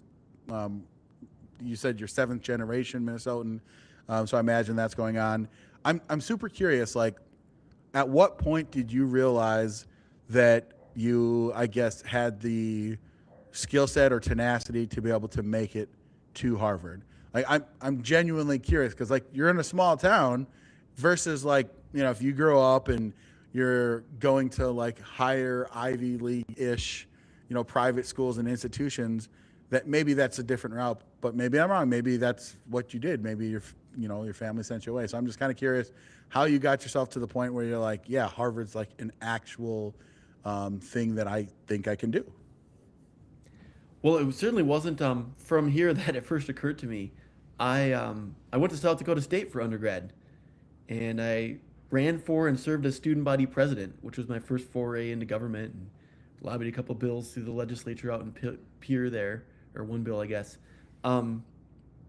It wasn't until later on. So I worked at Cargill for a little while, and then I got a job at a startup, and there were some Ivy Leaguers there. I was running a data science team, and I think there it kind of occurred to me that, hey, I would like to go deeper in data science. I would like to understand research and all this tech that's been such an asset for our country for all these years.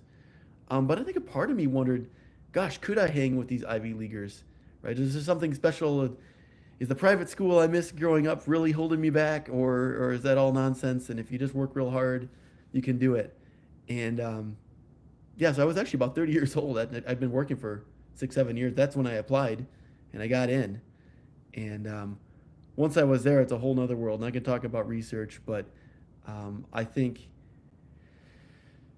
they always say in a PhD, it's like the entirety of human knowledge that exists so far is like a balloon. And you can push in any direction. This is where the physics knowledge is, and this is where the English grammar knowledge is, and this is where the history of the Middle East is. And to get a PhD, you need to go to the edge of that balloon and push just a little bit further in that direction. And once you do that, you'll pop the balloon, and that's how you know you've made a contribution. So I can go into detail, but I really focus in the area of econ CS. So market design, information elicitation, assessing the trustworthiness of information. And I got to meet experts in a whole lot of fields.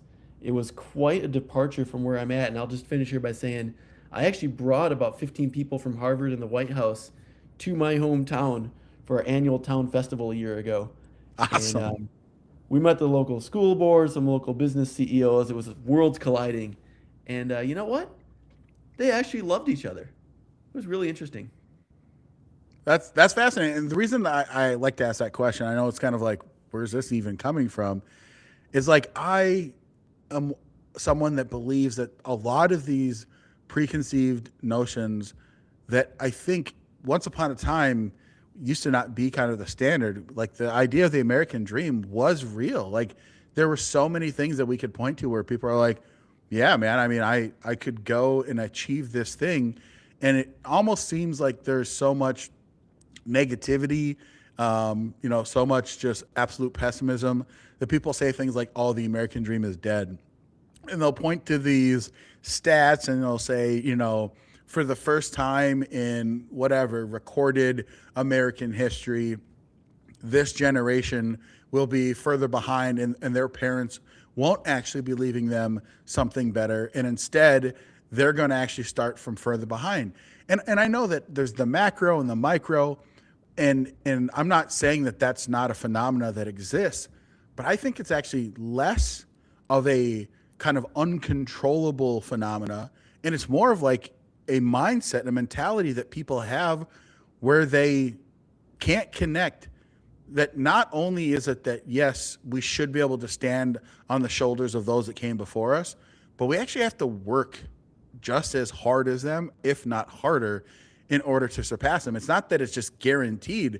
It's like, okay, well, you're in this situation. Maybe it's not ideal for you or whatever. But if you're like, I'm just going to grind and work harder and be able to do these things, and I think that's, to me, where a lot of that comes from. And I know that that's not exactly how you described it, but it sounds like it wasn't just this natural path that existed. You had to push for it, make it happen, grind, and then you were able to find success. Now, this is just a little side caveat. So did you receive your PhD? I did not. Oh, okay. I was going to say, why don't you go by doctor? Come on, man. Doctor, us Minnesotans are very humble, but no, I finished all the research and I was trying to knock it out before the White House Fellowship, but cool. No, that's all right. I was gonna make a crack about how you don't call yourself a doctor, but hold on. I think he David. does have a PhD. I think all three of us have PhDs. Minnesota's very generous with those. Oh my goodness! I'm looking at my high school records, and I got a plain high school diploma. There you go. See, I thought you were going to the gutter, and then I was like, no, it's David. PhD. He's gonna come up with. Wow. And I was gonna say, I got a player. You got no degree. faith in me. You got no faith in me. I got a player's hater degree. Yeah, exactly. We might as well just promote ourselves here tonight. Yeah, no doubt. I'm gonna change my handle to Doctor Peruvian Webster. Gentleman. There Dr. Webster. DW. I did want to also throw out there too, when you talk about your work at the White House and especially working on these critical minerals, and you touched on it, that there's basically three kind of, if you want to say like mine programs that it feels like, especially from my perspective, since I was in college, they've been talking about it. It was like first called the Polymet mine, and then that changed to something else. And even one of my buddies actually went to go work for the company. But I'm curious, do you think that there is maybe a pathway or a strategy, you running for Senate, that if you are able to become the U.S. Senator, that you could find that missing link to actually bring that to fruition, to actually open up the first critical mineral mine? And I know there's a lot of moving parts, but I'm just kind of curious from your perspective, is there something that's just missing, that's just not there, that you think you could bring as a U.S. Senator? It's such a journey. There's something called the National Environmental Policy Act that came out in 1972, and it says any major earth-disturbing event needs to first be approved by the EPA to make sure we're not polluting soils and waters. That sounds good. I actually support that, and every Republican I know, everyone in Trump's White House I know supports that. But that's not how the law has been used. The law has been weaponized to stop any mine from being built. It turns out, so yeah, one thing as a U.S. Senator I could do right off is to say, we're going to fully staff the EPA and the Bureau of Land Management with permitting engineers who understand mining, geologists, and so forth, to get these permits done in 180 days. It shouldn't take 6 years to get the review done. That's one thing I could do, and it wouldn't be a lot of money to budget for that. But on the other hand, post-approval, there's a 6-year period where anyone in the country can sue to challenge that ruling. And if they do, 5 years and 11 months after you got your approval, sue, now you'll have years more of court to deal with. How do they pay for those lawsuits? They have to hire lawyers. How do they do that? Well, there's another law called the Equal Access to Justice Act that allows anyone suing the government to apply for and get their legal fees covered, because they're suing the big bad government and they should be able to have a fair standing. And so these environmental nonprofits sue to stop mines from happening, and then they go get their legal fees reimbursed by us, the taxpayers. Now, clearly, neither of these laws was intended to be used in this way. And so, day one, I'm going to introduce a bill that says we're going to change these things around. And by the way, there's been work done on this already. In fact, I worked at the White House to introduce some proposals to the Congress. I don't know how much to talk about exactly, but continue that work. At the same time, I think there's a mindset in Minnesota that these mines are going to destroy the boundary waters, and therefore we have to stop them. And so, regardless of what the blocker of the day is, that mindset has got to change. Right now, it's actually the Minnesota DNR, that is Department of Natural Resources, that is stopping it. But I think we need to step back and do two things. Number one, we have to say, we're going to try to build things. Yes, we'll do it in an environmentally responsible way, but we're going to look at it in a clear-eyed way and try to get things built, because if we don't, then we're not going to have an economic future in this state, and we're not going to realize the potential. We're going to rely on China for the things we need for our national security. And I don't think anyone wants that. Number two, I think we need to think about the way we're messaging this. And I'm actually in touch with those mines up in northern Minnesota, and I'm planning to go up there and do a social media video and to talk through what do we need to do to protect the environment while we do this. Because I think people need to engage with the idea that we can do this in a way that's not going to kill our planet. So, bit of a long answer, but there's some legal changes, and I think there's really a messaging and mission change we need to bring in and act. One thing I will say too, we got to get the trifecta in Minnesota. And one of the reasons I'm running is, I guess I have the audacity to think I could be a strong candidate on the ticket. But I do think it's important, right? I think if we have someone near the top of the ticket who is very offensive, it's the kind of thing that's going to turn those last 20,000 votes, and we're not going to get our trifecta, and then we can't make a lot of this change. No, 100%. 100%. David, just wanted to kick it over to you if you got any questions. I just got a couple more, and then I kind of want to move to a topic that's adjacent, but just kind of curious what your perspective would be, Mark, just as a general idea of something that's been kind of moving around. But yeah, some news. It's not breaking news or anything like that. Of one of our billionaires making a move to have a nuclear reactor. But yeah, go ahead, David.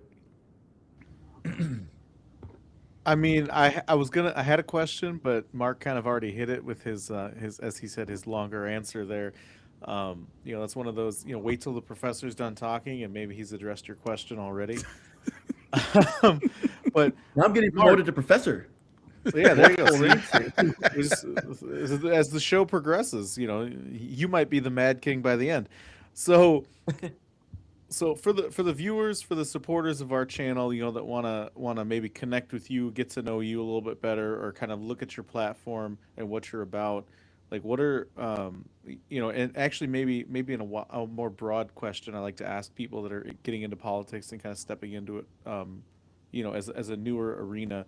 We have a lot of AK and I have a pretty good relationship with a lot of the Turning Point chapters in the state, and a lot of the youth coming up that maybe want to be involved in politics. Do you have some advice for those people, like or some encouragements, given that you're now stepping out into this new journey in politics, running for office yourself, as far as like what they should view their responsibility, obviously to their career and their families, but then also to their country.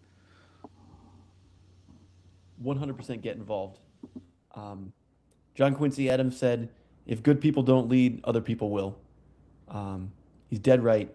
And I'd say one thing I've learned here is that you can have much more impact early on in a race than you would later on down the road.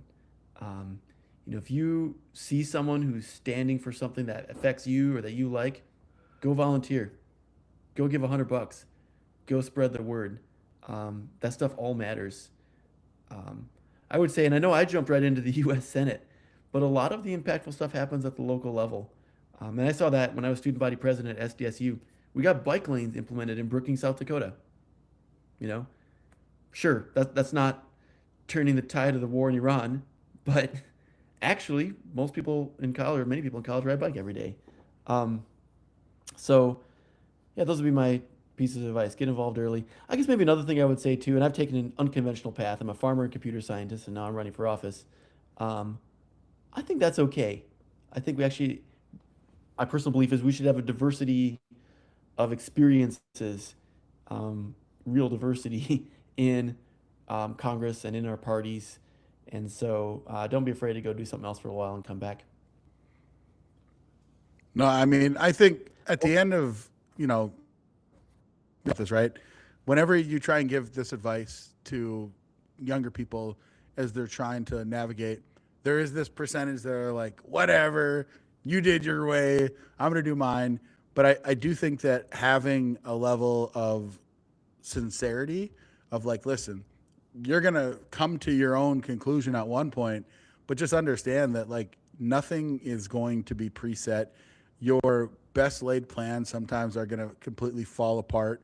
But I do think that if you have an objective and you know that you want to achieve a thing, there just might be different paths of how to get there. And to me, it's always been about trade-offs. Like I love Thomas Sowell, and when I read Basic Economics, he just brilliantly explains that there are no solutions, like true solutions, like that are like, this is the only possible thing that you can do. It's like, it's about trade-offs. You can find different ways to get to different places that will provide an answer for a while, but it's about what are you willing to trade off? If you dedicated every waking moment of your life to one specific objective, again, subtracting people that literally lack the mental capacity to comprehend a specific set of information, or you lack a physical ability and don't have technological capacity to overcome those limitations, you will probably be able to achieve your goal. But at what cost? What is the trade-off that you're willing to give up? And I think that for everyone that's younger, that's kind of bumping their way through life, when they hear you kind of explain what your journey is, Mark, I think it gives people just an understanding of like, this is just a different way that you can go about doing it. And so kind of wanted to kind of ask one final question, and then I want to move on to just a couple of stories that, again, we just want to keep it free flowing here. But as you kind of look at the field of the candidates that are before you, it's a grind. As someone that's the Republican National Committee man, I have probably firsthand knowledge more than the average person. I'd say like there's basically very few people that know as much as I do in regards to the way that the political process works and what it takes to be able to achieve becoming either the endorsed candidate or winning a primary. But I'm just kind of curious from your perspective. You jumped into the race. I don't think there's a too late of a time to jump in. But for you, what is it that your strategy of how you keep yourself moving forward in a field that is pretty crowded right now? Like, is there anything that that you want to let people know, like, this is something that's very important that sets me apart from my, the people that are running to be in office? So I'm just kind of curious from that, what do you try and do to set yourself apart for anyone that's looking at supporting someone into this endorsement process and fight for the Republican side? I'd say two main things. Number one, I'm the only candidate running for statewide office who's from outstate Minnesota. I guess I should say Alicia Gruenhagen, but other than her, I'm the only rural Minnesota farmer running for office. And I think that matters because farming is such a core part of who we are and our history as Minnesotans. Many people can actually trace their family back to a farm 1 or 2 generations ago. We also know that Minnesota politics is a game of inches. And so if you can have someone who excites the base in rural Minnesota and you get 65% voter turnout while you get 62 in the cities, that would change everything. So that's one thing. I think that farm and rural background is really important. And by the way, I have some farm platform ideas too, but I haven't shared those yet with you guys. Number two, I think who I am is I'm someone who thinks. I have ideas. I'm a platform, issues, policy type guy. And so I think if you look at the other candidates, they don't have concrete proposals that they're going to implement or introduce as bills on day one. And so I think if you want someone who is going to run a campaign of ideas, who's going to go make concrete change, and frankly already has in my own way, I guess, in DC, I think I'm the candidate for you. So I'd say those are the two main ones. Of course, I also, in my issues, hit the pocketbook, things like housing and daycare and jobs, but those are the big two: rural Minnesota and actually have policy plans. No, I appreciate that. I mean, I think that kind of the next portion of the show, feel free to again, throw out some of the different things that you have going on for yourself. But I think this will be a nice way to kind of dovetail even into some farm policy, just with kind of this general idea. And at the end, we'll ask you to direct people to your website if you have any events that are coming up as well. But this is something that I've found to be fascinating for years now. For the viewers, they know that I grew up in Devil's Lake, North Dakota. I did not grow up on a farm. I would never call myself a farmer. But I do understand that there is a completely kind of different mindset and mentality when it comes to what it means to be a farmer. I have an uncle and my two cousins. My uncle, I think he's technically still a rancher. I don't think he's necessarily retired, but it's going to be going to, I believe, his nephew. My two cousins, they just don't really have a desire to take over the family business of being a rancher. But in that vein, there's been a lot of conversations around a guy that's a billionaire by the name of Bill Gates. And this story is about a month old, but it caught my eye today, and it kind of dovetails into a broader conversation because, what has been spread online for quite a while, and I know it's actually true, is that companies that have holdings owned by Bill Gates have been buying up a lot of farmland across the country. And I think that this is kind of one very real way of how some of that is being used and put to purpose and task. And so the U.S. issued the first commercial construction permit for a nuclear reactor in years to a Wyoming project. And the story just breaks down that the U.S. Nuclear Regulatory Commission on Wednesday, this again was like March 3rd or 4th, approved its first construction permit for a commercial nuclear reactor in 8 years, one that will allow Bill Gates-backed company to build a sodium-cooled reactor in western Wyoming. TerraPower filed for the permit in 2024, and construction is now set to begin within weeks. Completion of up to the $4 billion plant targeted for 2030, according to TerraPower. Microsoft co-founder Gates, who is eyeing nuclear generation as a power source for the electricity-hungry data centers behind AI, is the founder of TerraPower and primary investor. We have spent thousands of manpower hours working to achieve this momentous accomplishment, TerraPower President and CEO Chris Levesque said in a statement. So just to kind of give a more general breakdown, basically this is this kind of a nuclear reactor that will give the energy needed to be able to run some of these data centers. So I'm just kind of curious, one, from your perspective, Mark, even just as a farmer, what have you made from the conversations about, these companies buying up farmland? Is that something that is overblown, or has it been as prolific as some people have said? And I'm just kind of curious from your perspective. Great question. First off, I'm a very, very pro-nuclear guy. Yes, in my backyard. If you want to build one right here, call me up. You talk about people on the left wanting to fight climate change. I mean, it's a zero carbon energy source. And the reason it's so expensive is because we haven't built that many lately. The more you build, the more you get skilled engineers, the more investors understand it, and the cheaper it becomes. And so I love to see us building nuclear using new technology that hasn't, for the most part, been deployed since we've hardly built any plants in the last 50 years. So this is really exciting news. I think there are those who think, AI might take our jobs. These data centers are going to hog energy. It's going to raise electricity prices. Why the heck do we need it? Why don't we just put a moratorium and we're fine the way we are? Well, I'm sorry, that's never worked out very well. China built the world's leading fleet of ships in 1400, and then they decided they didn't need them and burned them all. And now we see where things are now, right? Opium wars and everything else. So I think we got to build. I think we need to lean into the future, as uncomfortable as it is. These data centers are going to use, I mean, a gigawatt data center is standard. They're going to use so much power, and we got to build that power. And I think people talk about, are you for renewables, against renewables? I think we need all the sources of power. But just build more. We need so much more. China 20 years ago had roughly, I don't know the exact numbers, but something like half our electricity generation. Now they're more than double ours.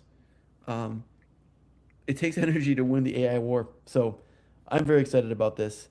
You did ask about land. So there is actually about 15 miles south of here, a 1 gigawatt data center going in Reading, Minnesota. Yeah, sure, that takes 50 acres offline or 100 or whatever it is. It's not a big deal in the scheme of things. What I am seeing take farmland out of production, and it really hurts me, is solar power. So standard farmland rent might be 250, maybe up to $300 an acre. There's a little bit more than that. These solar companies come in and say, we'll pay you $800 an acre land rent, and we'll sign you a 28-year lease, and it's going to increase with inflation. And so we ourselves have lost over 100 acres to solar panels. And of course, we rent most of our land, as most farmers do. So the landlord goes and signs a lease with somebody else, and you're not farming it anymore. And that sucks. At least with wind power, you can farm around the wind turbines. I just don't understand why we want to take prime farmland, which is one of our great national resources, and pave it over with glass. Yeah. Not So that I'm from biased, but so from your perspective, right? Like on just that one issue, you would rather see, and I don't know if this is, I'm not trying to put words in your mouth, but you'd rather see more of these nuclear construction type of, especially these mini reactors that I've been reading about, go up than these disgusting large solar panel fields, at least as things are right now, because once you take that land, not only is it just kind of remove it, but the cost in and of itself of what your dollars invested versus dollar return is nowhere even close to it. At least with having a data center, right, and having a nuclear site somewhere, you're going to be able to have a relatively smaller footprint. But on top of all of that, it seems like putting in a bunch of solar fields and incentivizing the people that own the land to do that just doesn't seem like a good trade-off for you. So you would rather see more nuclear than these large swaths of land being bought up for solar, it sounds like. that's what I would love to see as an outcome. Now, I'm also a free market capitalist, so, passing laws that restrict, sure, I guess that would be tough. But if we could find a way to build more nuclear, less solar, I would like it. Yeah, so let me ask you, I mean, kind of on the same topic, when I was talking about Bill Gates buying up this land, there was some of that, again, conversation going around that Bill Gates is going to buy all the land and all these different things. And I always think that a lot of it's fantastical. But have you seen, just kind of in your conversations with other farmers, like you mentioned earlier, a lot of farmers, lease the land. Is that been a phenomena that has caused you concern, or do you think it's something that's kind of just overblown? And I'm just genuinely curious because I don't know. I don't like the idea of big companies owning a large percentage of American farmland or a few rich individuals, right? I mean, that's like feudalism, Yeah. That's why we left Europe. Um, I don't think it's a huge problem. I mean, it's happening bit by bit. But I think in the scheme of things, some of the problems farmers are facing are just narrowing margins, really expensive fertilizer and equipment. Every year, there's some farmers around here go bankrupt because they got upside down marketing their corn at the wrong time, and now you don't get a farm anymore.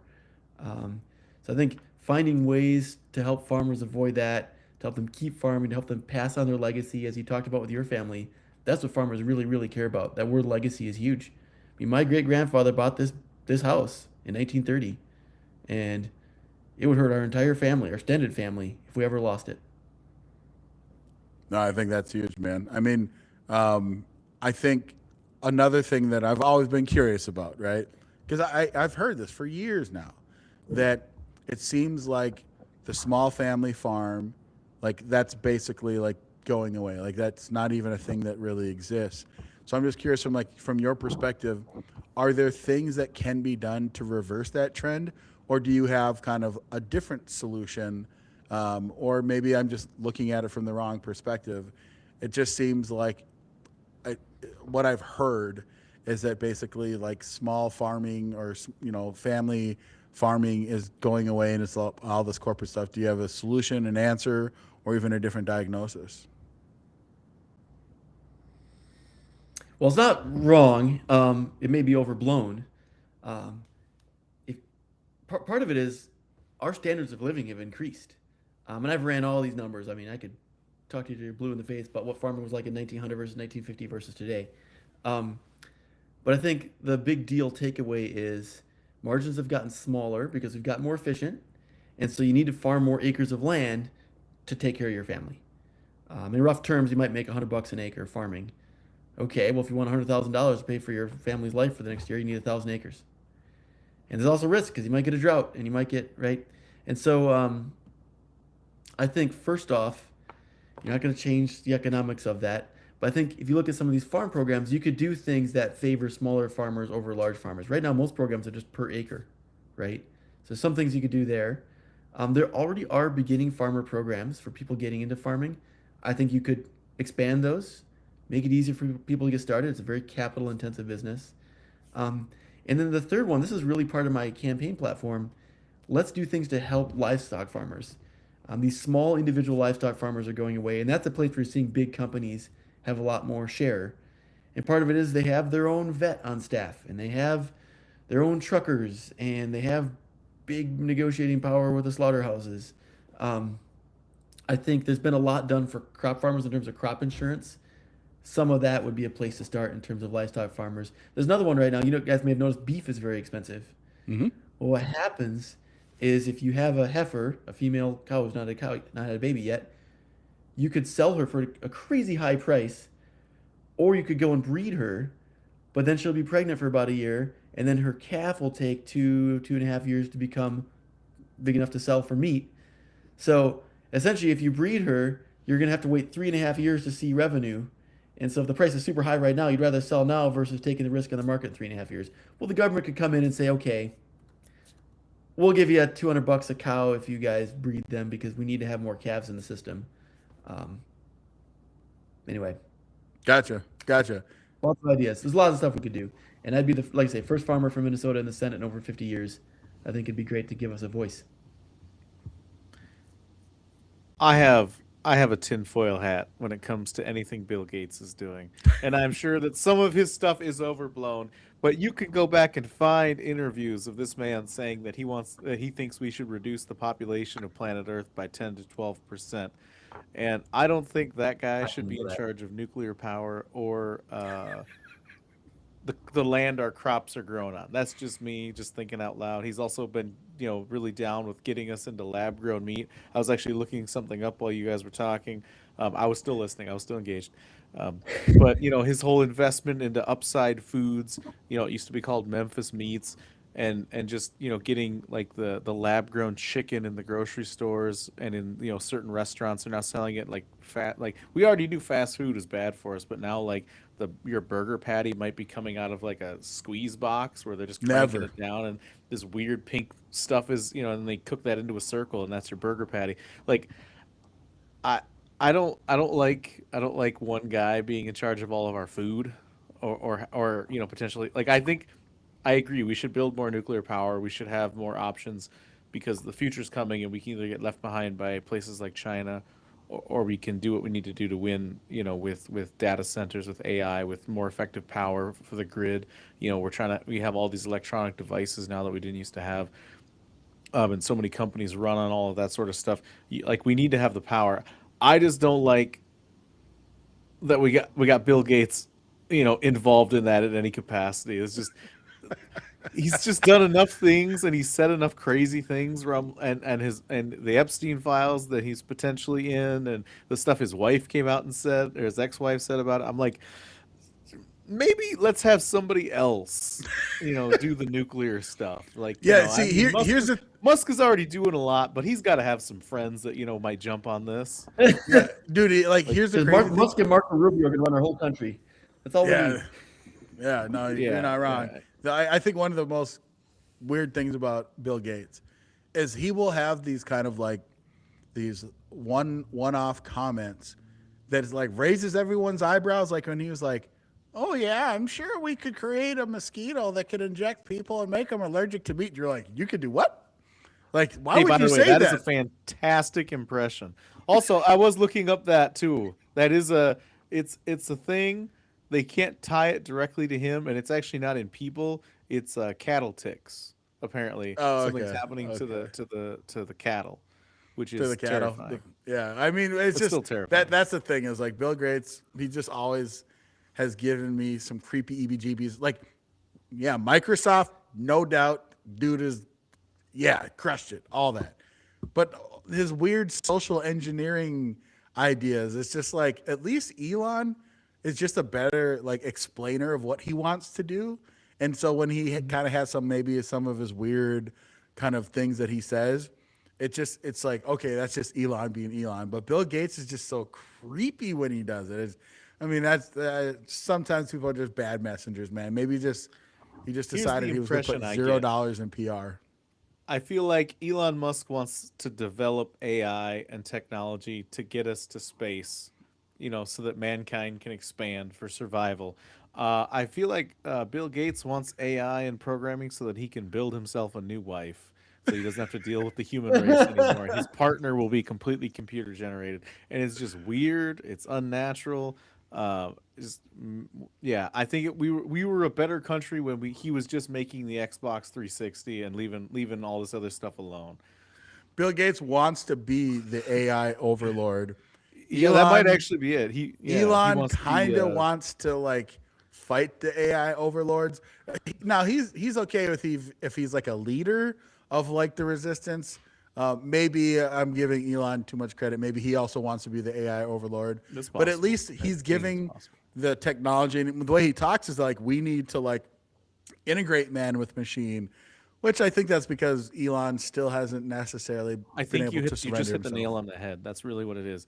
Elon says we. And when Bill Gates talks, he says you. You need to eat lab-grown meat. You need to whatever weird thing he's doing. You need to eat bugs. Remember that was a thing for a hot minute? They had Nicole Kidman doing commercials. They were trying to push us into eating bugs. Like, no, dude. I saw Snowpiercer. Like, that bug bars did not look good. We live in the richest country in the history of the world. Like, prosperity does not look like eating bugs. I think, what I think it all comes down to with Gates and Musk? It's the moralizing tone. Musk is funny. Like, if you had beers with Musk or shrooms, whatever he does, I don't do shrooms, but whoa, man, that's gonna get clipped out of context. Oh boy. Welcome. I know. Welcome to politics in 2026. But you'd have so much fun with that guy. Whereas I feel like with Bill Gates, I respect so much of what he's done, but he's just gonna be worried about the CO2 impact of your beer, and you're gonna just say, man, I just want to build cool stuff. I also remember he led the charge on we need to reduce the cow population because of cow farts in the CO2. Like, you brought that up, and that made me remember that. And I'm like, that's weird. I think that guy spent too much time in the computer center areas, because I know, like, if you're around too much technology, you're breathing all that in, it messes up your brain. I'm just saying. Like, I think I hope I'm exempt from that. He sat in the database of his buildings way too long, just amongst all the. Yeah. Bill Gates is a nerd. He always has been. I know one of the guys who was his professor, and he talked about what he was like. He's always been. I mean, it's okay. I mean, not that Musk is not a nerd, but Musk has got a sense of humor. Well, and one of them hits the gym, and one of them I don't think knows what a dumbbell is. No, you're not wrong. You're not wrong. Mark, I wanted to ask you. We're kind of getting close to wrapping up. I did want to just give you an opportunity to tell people where you have your next events, if there's anything specific that you want people to be able to be aware of that you're doing, that you can, again, you need help with, whether that's donations or manpower. But yeah, tell people, what you got going on and if you got any events coming up. Yeah, and if I may, I'd like to talk a little bit about how we win. Yeah.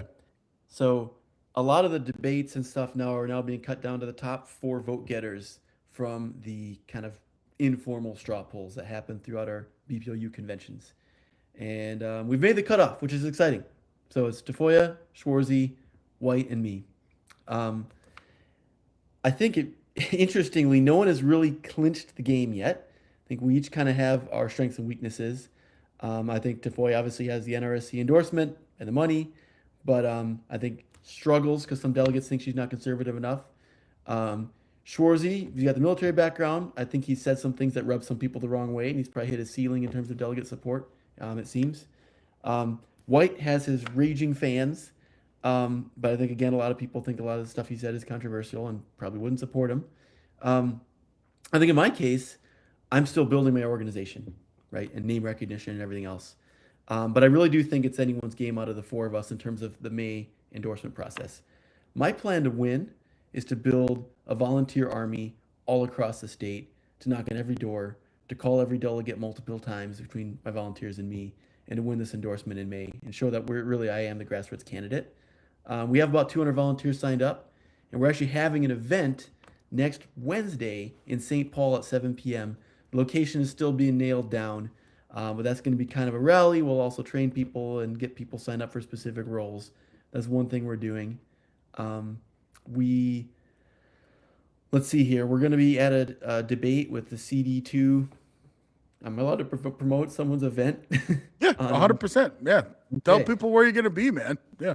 Yeah, I was gonna say that's what you're here for. Plug your stuff. I speak roughly 10 times a week, by the way. It's phenomenal. People haven't gotten sick of me yet.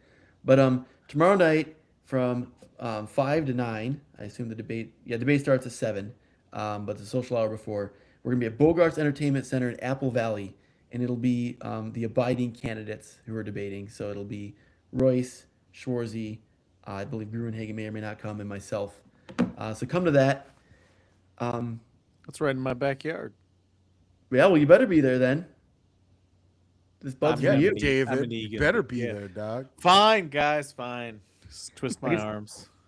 Another thing I'll say too is in terms of fundraising. You wouldn't twist a veteran's arms.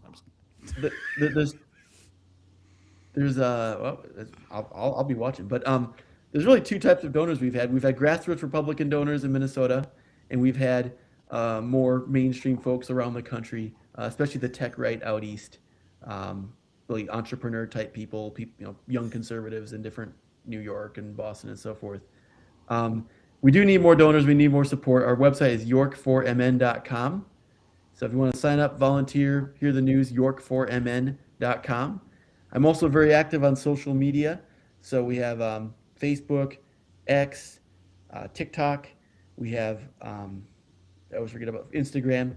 So it's Mark York MN is our handle on all four of those. So do check us out. We're building a volunteer army. We're going to get to all 125 BPOUs by the end of by the convention at the end of May. And join the movement. We're going to build, baby, build. If you think our best days are ahead of us, if you think you want to build the future so you're not stuck renting it from someone else, then you should join our team. Appreciate that. David, tell people where to find you, what you got going on, brother. And tell people what you're doing, man. Oh, man. Well, listen, Peruvian gentleman? The Peruvian gentleman on all of my social medias. Get to your local BPOU events. If you're in the Eagan area, you may or may not run into me at some of those. Be involved in your local politics. What have I got going on? I'm going to be hanging out with Senator Pratt, doing a couple of things with him coming up here in the future. Also, this weekend, this artist doesn't need me to shamelessly plug them, but I will say I am going to be at the Morgan Wallen concert this weekend on Friday. So if you guys are going to that, throw it in the comments. We'd love to, shake your hand and say hi. I will say, like I always say, we have to be involved in culture and in pop culture. And there's a couple of artists that I really got behind, especially after like everything that happened in September with Charlie Kirk, and one of them was Morgan Wallen. He took a lot of hits in the music industry that a lot of people don't realize, because he did his one concert, like it was a day or two after the assassination, and he had a moment of silence, and then he did his song I'm a little crazy, but the world's insane. And he dedicated it to Erica and the family, and and he asked people to pray for them and stuff. And like he didn't get nominated for any Grammys. Like they put him through it, and it's really interesting because there were people interviewed, like, hey, do you think he? I don't remember which musician it was, but they asked them, like, do you think it's affecting this Morgan Wallen that he's not getting nominated for awards? And they're like, that's the stupidest question. Like he's the highest. Like he's selling out arenas. Like he's on back-to-back tours, he's the highest paid artist right now in the game. So yeah, get out, support pop culture. Be involved, because if we don't participate in it, we don't get to steer the ship, and it's the left deciding who the artist is that you get to listen to and who the actor is in your movies. So I'll be at that. He didn't need my plug, but that's where I'll be.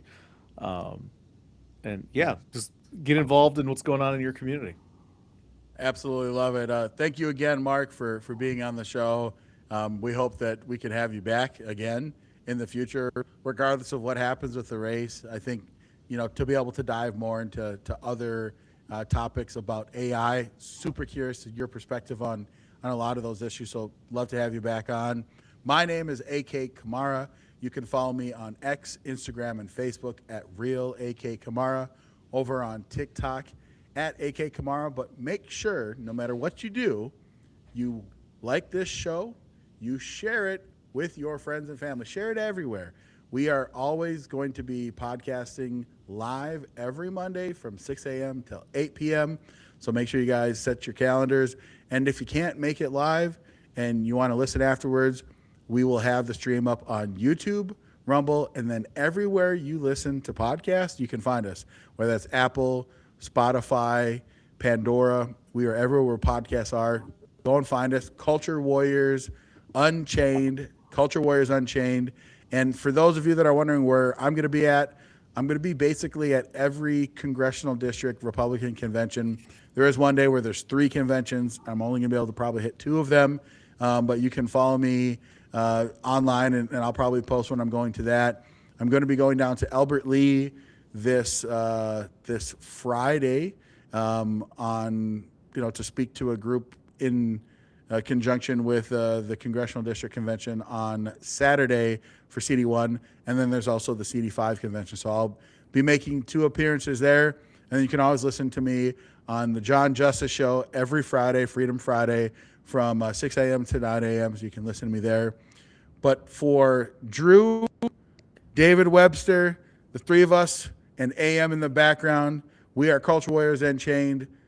God bless America. Let's watch for the moon. Peace out. Peace out. Culture Warriors Unchained.